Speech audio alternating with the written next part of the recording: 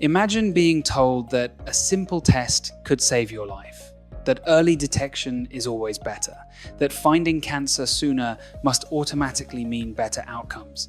And now imagine discovering that for some people, that very same test can quietly lead to unnecessary fear, invasive procedures, lifelong labels, and even harm without ever extending life at all, because this is one of the most uncomfortable truths in modern medicine. Not every cancer test saves lives, and some can do more harm than good. And this isn't conspiracy, negligence, or bad doctors. This is evidence. And it's a conversation most patients are never invited into, because cancer screening feels sacred, untouchable, emotionally charged, and questioning it can sound almost immoral.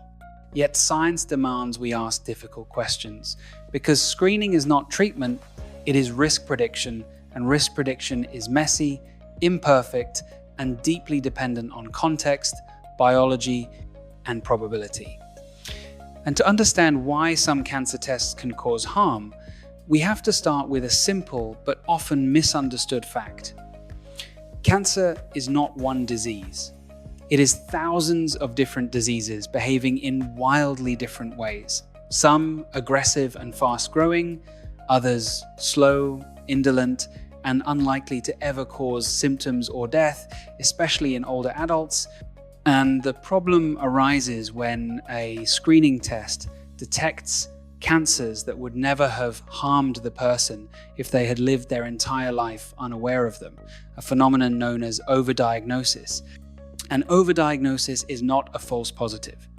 It is a real cancer, real cells under a microscope, real pathology.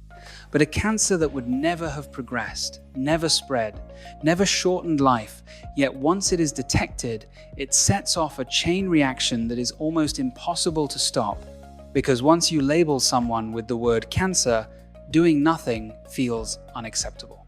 Even if doing nothing would have been the safest option, and this is where harm begins.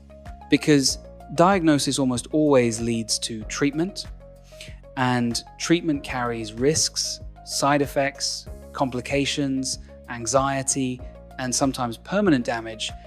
And this pattern has been seen most clearly in certain screening programs, particularly prostate cancer screening with PSA tests, thyroid cancer screening, and in some contexts, breast cancer screening, where large population studies in the USA and UK have shown increases in cancer diagnoses without corresponding reductions in mortality, meaning more people are being told they have cancer, more people are undergoing surgery, radiation, or hormone therapy, but not necessarily fewer people are dying from those cancers.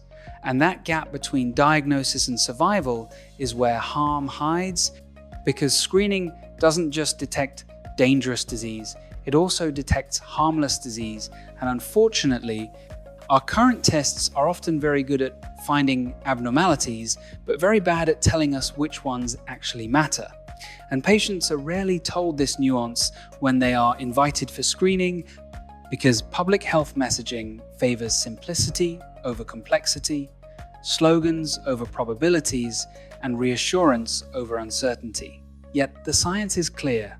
Screening is a trade-off, not a guarantee. And every screening program carries both benefits and harms.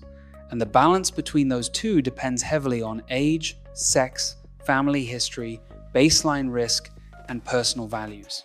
Which is why blanket statements like screening saves lives are scientifically incomplete at best and misleading at worst.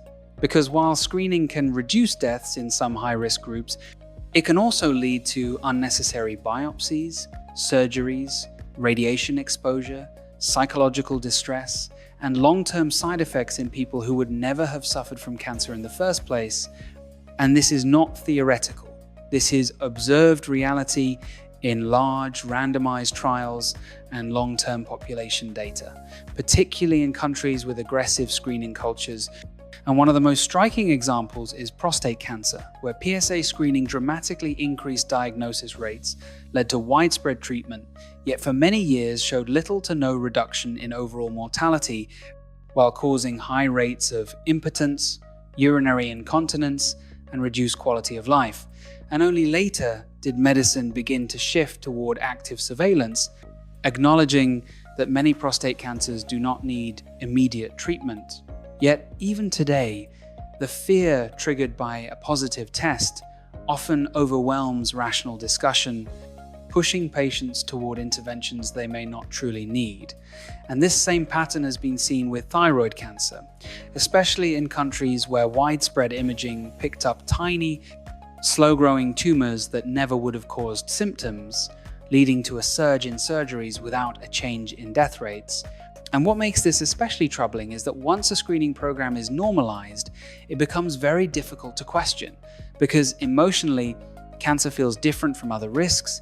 It feels urgent, personal, and terrifying. And that emotional weight often overrides statistical reasoning.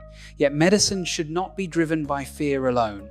It should be driven by evidence, balance, and honesty.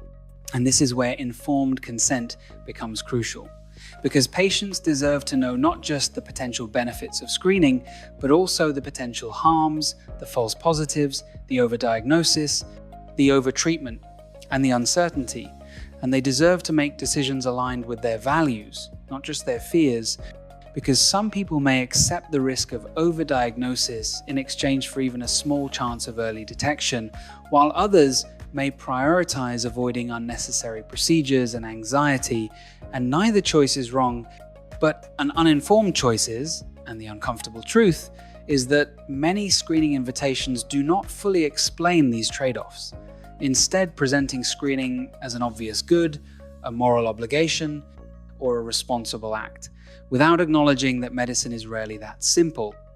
And this oversimplification undermines trust when patients later discover the downsides they were never warned about.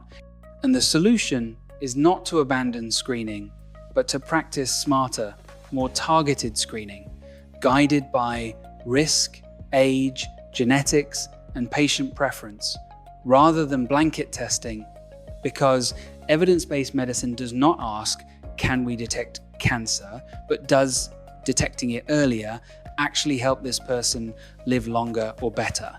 And those are very different questions. And when we ask the second question, honestly, we begin to see why some cancer tests can do more harm than good in certain populations, especially when applied indiscriminately. And this is why modern medicine is slowly shifting toward risk-based screening, shared decision-making, and active surveillance, acknowledging uncertainty rather than hiding it. Because uncertainty is not weakness in medicine, it is reality, and embracing it allows for better decisions, fewer harms, and more trust. And if patients were truly empowered with this knowledge, many would still choose screening, but they would do so with open eyes rather than blind faith. And that distinction matters because health decisions should be informed, not coerced by fear. And if this conversation makes you uncomfortable, that's a sign it's important. Because real medical progress often begins with uncomfortable truths, not comforting slogans. And if you value clear, honest, evidence-based discussions that respect your intelligence and help you make better decisions about your health, then make sure you subscribe to MedLogic, because this channel is dedicated to cutting through medical myths, questioning assumptions, and giving you the knowledge you need to protect not just your life, but your quality of life with confidence.